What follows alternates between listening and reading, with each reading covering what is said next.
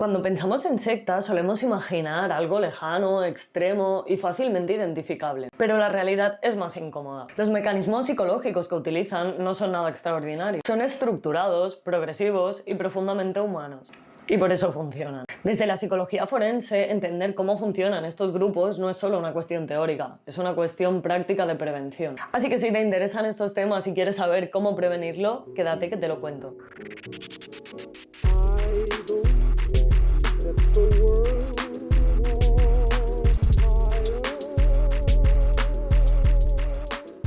Vamos a empezar por analizar qué es una secta coercitiva. El término secta ha tenido diferentes significados a lo largo del tiempo y en muchos países ni siquiera existe aún una definición jurídica clara. Pero desde la psicología hablamos de sectas coercitivas como grupos, normalmente con una estructura piramidal, que se aprovechan y manipulan a sus miembros para sacar beneficio únicamente para un líder. La clave aquí no está en la creencia que estén utilizando, está en el control. Un ejemplo muy extremo fue lo sucedido hace muchos años en Jonestown bajo el liderazgo de Jim Jones, que consiguió que un montón de gente llegara a quitarse la vida al mismo tiempo de forma voluntaria, pero no hace falta que nos vayamos tan lejos para hablar de sectas. Realmente tenemos cerca muchas más de los que nos pensamos. Y por eso lo primero que tenemos que saber es cuál es realmente el perfil de un líder sectario, ya que existe en el imaginario común la imagen de un líder como alguien súper extravagante y muy perturbado que se ve a leguas, digamos. Pero en la práctica no suele ser así. Simplemente suelen ser personas muy carismáticas, con mucha seguridad en sí mismas y que saben llegar al resto. Aunque desde un punto de vista psicológico, si los analizamos a lo largo del tiempo de una forma más profunda, es posible que encontremos rasgos subclínicos relacionados con la psicopatía, con el narcisismo o incluso con la paranoia. Y esto no implica necesariamente un trastorno diagnosticable, pero sí una combinación preocupante que incluye convicción absoluta en su visión, necesidad intensa de reconocimiento y dificultad para tolerar la crítica. Con frecuencia se automencionan como figuras especiales como guía, mentor, maestro o el elegido. Y algo especialmente relevante es que muchos incluso se creen realmente su historia. Y aún así, desde fuera no siempre se perciben como manipuladores, al revés, se perciben como salvadores. Y esto facilita que se produzca la captación, que no suele ser algo abrupto, sino que comienza normalmente con algo muy básico, que es la atención y la validación. Podríamos distinguir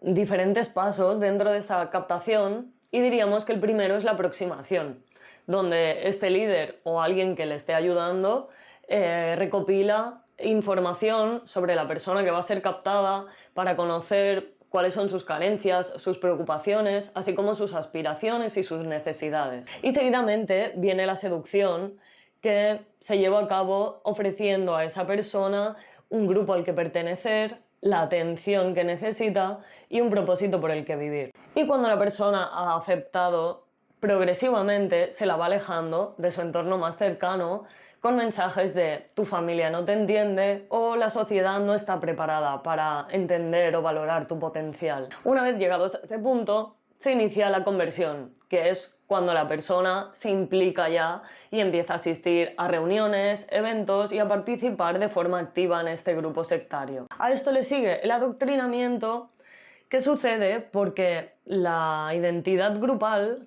se va comiendo poco a poco a la identidad individual de la persona. Y esto es algo natural, ya que al final la persona se supone que ha encontrado por fin un grupo en el que sentirse a gusto, sentirse acogido y a salvo y poderse desarrollar a sí misma. Y es por eso que, con todos los modelos que tiene, porque seguramente no es la primera persona en entrar en ese grupo y va a tener muchos mensajes de otras personas que ya han entrado y han encontrado allí la salvación, sea del tipo que sea, pues esta persona va adoptando al final esas actitudes que ve en el resto que generan buenas oportunidades y consecuencias positivas en general. Pero no es todo tan bonito, ya que en este punto puede aparecer para la persona un mecanismo psicológico fundamental, que es la disonancia cognitiva. La disonancia cognitiva aparece cuando estamos haciendo cosas o siguiendo al final unos valores, unos principios que realmente no son los nuestros o que chocan con otros de esos valores que tenemos integrados. Como ejemplo más del día a día quizá, pues aquellas personas que fuman saben que fumar es malo, saben que, bueno, que no tiene nada positivo, al revés, tiene muchas cosas negativas, pero están fumando voluntariamente. Entonces, ahí se genera una disonancia cognitiva que el cerebro intenta resolver buscando excusas de, pues de algo hay que morir, esto me relaja, etc. En el caso de las sectas, para poder resolver esa disonancia cognitiva, al final la persona lo que intenta es fijarse aún más en todas las cosas positivas que le pueda ofrecer pertenecer a este grupo. Y cuanto mayor es la inversión, tanto emocional como económica y de tiempo, de personas, de recursos, de todo lo que se va perdiendo, más difícil es aceptar que hemos caído en un error, ya que el ser humano, por lo general, tiende a proteger su coherencia interna. Todo lo que estoy haciendo, mi forma de vivir, tiene que tener un sentido. Y es por eso que la persona seguramente, aunque vea cosas que le rechinan un poco, se va a ir convenciendo poco a poco de que está haciendo bien, que ha elegido el camino correcto y que debe seguir allí. Y como ya hemos comentado antes, no es quizá tan importante qué es lo que te está prometiendo este líder o su grupo, sino la posibilidad que te ofrecen de pertenecer a algo y sentirte bien. Por lo tanto, cualquiera realmente podemos caer, pero sí que es verdad que habrá unos factores que influyan más. Pero eso lo vamos a dejar para otro vídeo en el que analizaremos concretamente el perfil de personas que pueden ser más vulnerables. Aquí nos vamos a centrar más en cuál es el discurso del líder y cómo éste puede ir evolucionando a lo largo del tiempo para adaptarse a lo que vaya a llegar a mayor parte de la población. Antiguamente los grupos sectarios sí que se centraban más en temas religiosos o espirituales, pero desde una espiritualidad muy clásica, y lo que prometían al final era esa salvación divina. Pero como se adaptan a las épocas en las que estamos viviendo hoy en día, pueden prometernos éxito financiero, crecimiento personal, curación emocional, y sobre todo siempre intentar utilizar bases muy científicas más que religiosas, ya que hemos pasado una época, aunque esto está cambiando otra vez, en la que se tenía mucho más en cuenta la palabra de la ciencia que la de la fe. Es por eso que mezclan términos como energía, cuántico, biológico, y utilizan prefijos como neuro para darle ese matiz científico a todo lo que están explicando. Es así como te pueden estar soltando una chapa de una hora en la que nada tiene sentido más que esos prefijos y esa terminología científica con algunos datos quizá validados entre un montón de cosas sin ningún tipo de evidencia. Pero como siempre, suenan muy bien.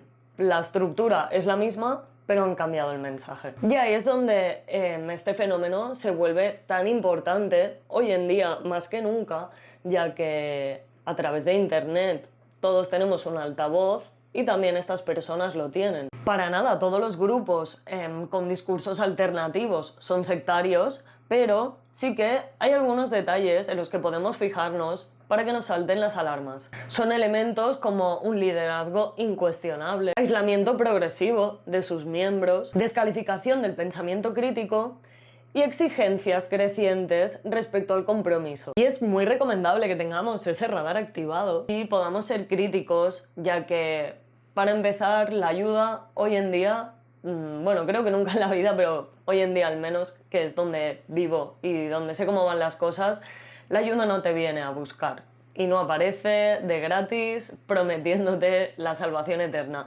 La ayuda la tienes que buscar, la tienes que trabajar, y nos podemos encontrar por redes, por internet, a personas que realmente se dediquen a ayudar al resto, pues como todas las personas, ¿no?, del mundo sanitario, orientadores, psicólogos, etcétera, abogados, mucha gente se dedica a ayudar de diferentes maneras y pues se pueden estar promocionando por las redes, obviamente, pero aparte de que esas personas van a tener una formación, etcétera, también podemos encontrar con gente con la que simplemente queremos conectar, ¿no?, por unas creencias pues alternativas más allá de lo formal, que están haciendo un grupo de apoyo que puede resultar muy positivo siempre que no se estén alejando ese grupo de todo su entorno, no estén cogiendo todos como un pensamiento único en el que están perdiendo cada uno su individualidad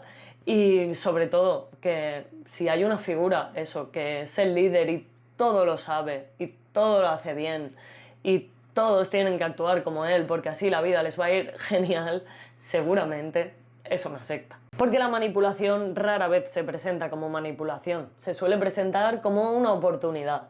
Y ahí ya hay que estar un poco alerta, porque nadie te va a solucionar la vida y te pueden ofrecer muchos recursos, pero cuando alguien te promete cosas que parecen inalcanzables y te asegura que las vas a conseguir, está bien activar un poco la alarma. Y estas promesas, como hemos dicho, pues pueden estar relacionadas con muchas temáticas. Nos pueden prometer que nos vamos a hacer ricos, que nos vamos a morir de la felicidad porque siempre vamos a estar a tope, o que realmente vamos a encontrar esa forma de entender todo nuestro pasado y nuestro futuro y por qué han pasado las cosas. Al final, da igual, nos están intentando vender esa sensación de control que muchos hoy en día no tenemos porque la sociedad, la vida, el sistema genera incertidumbre y ahí es donde hoy en día las sectas nos pueden atacar.